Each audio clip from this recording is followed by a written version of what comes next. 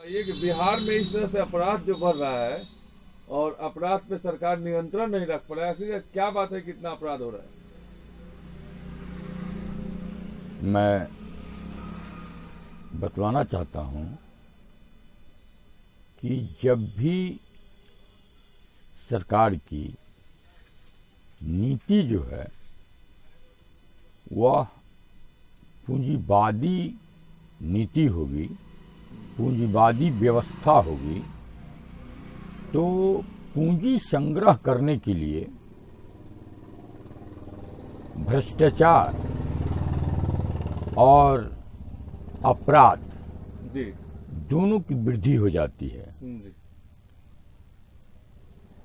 और यह समाप्त तब होगा जब सरकार को अपनी आर्थिक नीति में सुधार लानी होगी जी और जब वो समाजवाद की तरफ उसकी आर्थिक नीति होगी और समानता की बात होगी, धन की कोई सीमा होगी, ये आदमी कितना धन संग्रह कर सकता है, एक लिमिट होगा, तो इस पर भ्रष्टाचार पर और अपराध पर पाबंदी लगेगी। सर, धन से और अपराध से क्या मतलब ताल्लुक है? आज लोगों जो का कहना है सर, लोगों का कहना है कि अपराध आखिरकार नीतीश जी के सरकार में, सुशासन के सरकार में इतना हो रहा है, ये धन से क्या इसका ये है सर?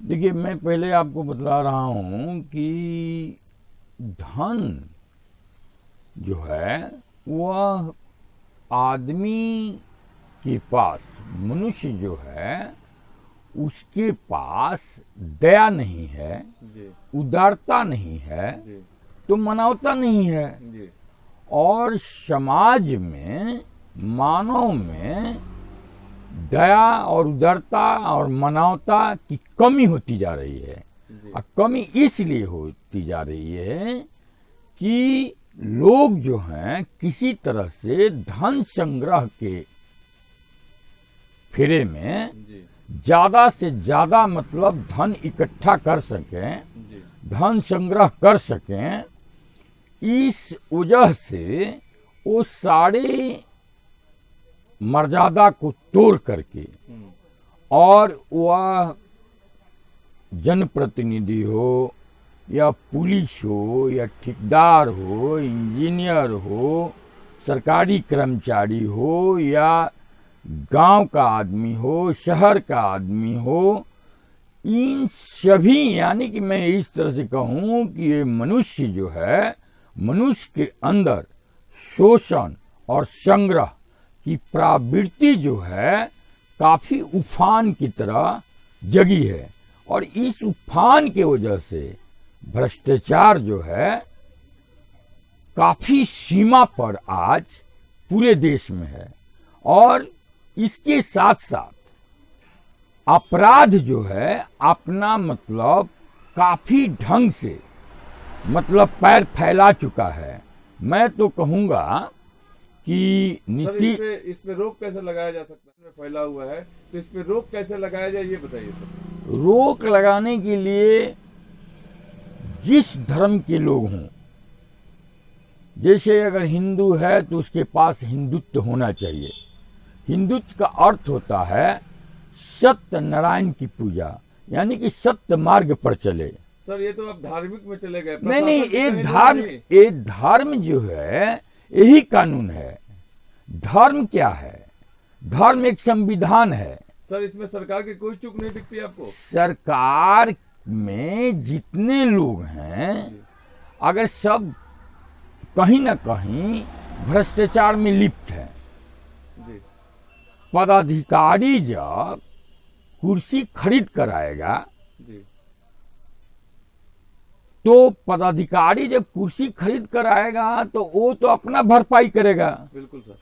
आपको मैं बतलाना चाहता हूं, जो शिक्षा नीति है जी उस नीति में जब तक सुधार नहीं होगा, एक डॉक्टर, इंजीनियर या अफसर, उसके पढ़ाई में कई लाख रुपया खर्च हो जाता है और सरकार इसकी व्यवस्था नहीं कर रही है। जो सरकार के पैसे से बच्चे तैयार होकर के जाएं और जा करके तब न वो कुशल होंगे। वो तो समझते हैं कि हमारे घर के लोगों ने इतना लाख रुपया खर्चा किया। पढ़ाई लिखाई पर कि घूस देकर नौकरी लेने पर, ये दो नहीं, देखिए ना, दोनों चीज है।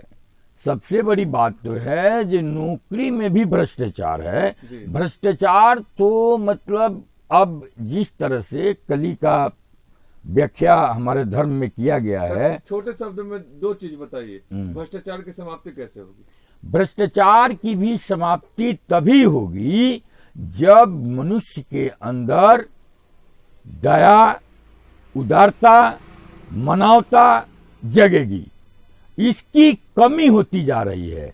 इसलिए ही मतलब भगवान में आस्था, भगवान में विश्वास, ईश्वर में विश्वास, अल्लाह में विश्वास, गॉड में विश्वास जब मानव को जगेगा, मानव को अध्यात्म का ज्ञान होगा कि हम बच्चे थे, जवान हुए, बूढ़े होंगे, हमको भी मृत्यु के गोद में जाना है।